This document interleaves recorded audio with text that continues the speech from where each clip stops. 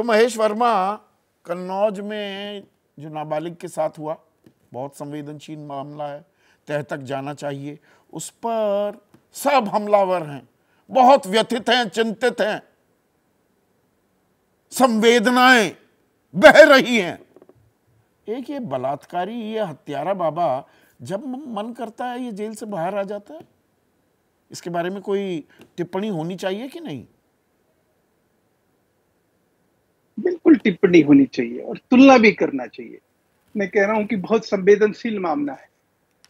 उन बच्चियों की चित्कार सुनना चाहिए, उन डॉक्टरों की चित्कार सुनना चाहिए। ये मौन पसारते ये हमारे पॉलिटिकल लोग बहुत सेलेक्टिव ढंग से जिन मुद्दों को गरमाते हैं, या वो राम रहीम की बात है, उस तरह का हरियाणा सरकार ने कोई काम नहीं किया जिस तरह से ममता बनर्जी ने शाहजहां के लिए किया। अच्छा, जिस तरह से ममता बनर्जी ने छात्रा और डॉक्टर की जो चीख और चित्कार जो है, इन गूंगे बहरों को नहीं सुनाई पड़ रही है। अच्छा, कि ये उस तरह से नहीं था। हमने क्रेडिट नहीं लिया कि हमने राम रहीम को क्या किया या रामपाल को क्या किया। वहां पे गोली लोग, वहां पे हमने अरेस्ट किया, हमने सारा वो काम किया। हमने वोट के खातिर ऐसा काम नहीं किया कि एक मुख्यमंत्री जो है, अच्छा, ये फरलो किस लिए दी जा रही है? वोट की खातिर? एक कुकर्मी के वोट की खातिर ही तो फरलो मिल रही है। वही। हर दूसरे महीने ये बाबा बाहर आ जाता है, जहां चुनाव आया बाबा बाहर आया। साहब, बाबा की बात अगर आप करें तो हाल में, जैसे अभी हाल में जुलाई में ही पंजाब हाई कोर्ट ने जो कहा, क्या उस बात को एसजीपीसी गई ना, बाबा के ऊपर सवाल उठाया गया ना, कहां वहां हरियाणा सरकार ने बाबा को डिफेंड किया? डिफेंड करने की जरूरत ही नहीं। अभयदान पर अभयदान दिए जा रहे हो, अधिकारी चाहे रोक सकता है ना फरलो। नहीं, क्यों?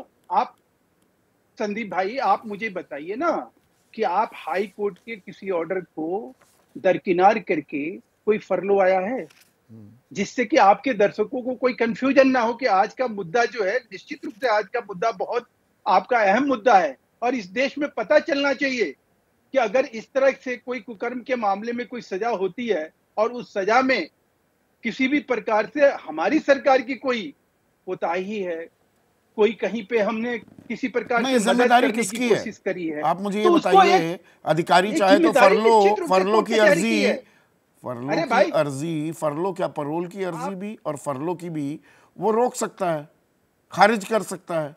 2019 जून में ही हुई इसी हरियाणा में। देखिए, मैं संदीप भाई, आप बहुत ही मतलब संवेदनशील व्यक्ति हैं इस मामले में, और कम से कम मैं समझता हूं कानून कायदे के बारे में मैं आपको कोई चीज बताऊं तो ये उचित नहीं रहेगा। सवाल यह है कि 2022 से पहले केंद्रीय कानून एक बना और जिसका चौटाला जी को बेनिफिट देने के लिए ये सब किया गया, और हुड्डा जी के प्रयास से हुआ कि केंद्रीय कानून एक बनाएगी मनमोहन सिंह सरकार में कि 60 साल से ऊपर के जितना भी व्यक्ति हो, जिसको सजा याफ्ता हो, आजीवन कारावास हो, उसको 5 साल के बाद जो है उसकी सजा 2022 में किसकी सरकार थी?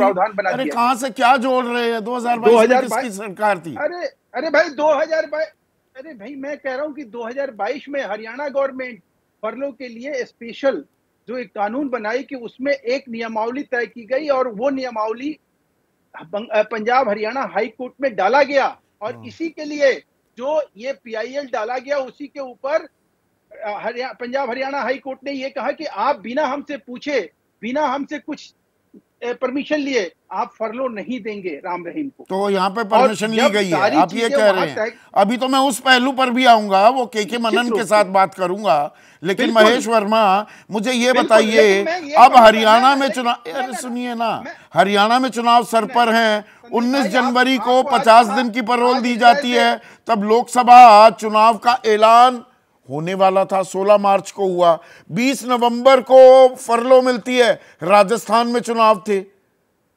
2022 अक्टूबर में मिलती है तो राजस्थान, तब हिमाचल प्रदेश में चुनाव थे। ये चुनाव का और फरलो का क्या कनेक्शन है? संदीप भाई, अगर गुरमीत राम रहीम या रामपाल इनके फॉलोअर को लेकर और वोट को लेकर अगर हरियाणा सरकार या भाजपा सरकार अगर इतनी ही गिरी हुई चीजों को लेकर जो आप हमें हमारे ऊपर चस्पा कर रहे हैं आरोप, अगर यही बात होती तो इनको बचाने के कई रास्ते थे। सरकार के पास किसी भी चीज को बचाने के कई रास्ते निकल जाते हैं, लेकिन मैं अदालत में भी सेटिंग कर लेती है सरकार, आप ये कह रहे हैं? मैं कह रहा हूं कि ये होता रहा ना इस देश में। लालू यादव क्या करते रहे, आप याद करिए ना। चौटाला क्या करते रहे, याद करिए ना। 10 साल जेल काट कर आए। लालू प्रसाद यादव जेल में थे। शीला जी, अरे अच्छा, इन दोनों को कभी फरलो मिला ही नहीं और आपको जानकारी भी नहीं है। ऐसे फरलो मिलती थी, बताइए ना। अरे जानकारी लेकर आइए, बताइए। मैं कह रहा हूं कि ये संवेदनशील मामला है और मैं आपको फिर कह रहा हूं कि हरियाणा सरकार ने इस मामले में, मैं उसको नमन और अभिनंदन करता हूं उसके इस फैसले का कि उसने कभी भी किसी भी ऐसे कुकृत्य के लिए किसी भी तरह से कानून में जो एक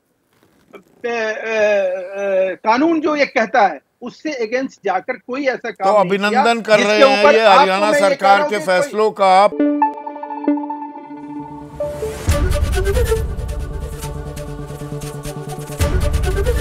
एबीपी न्यूज आपको रखे आगे।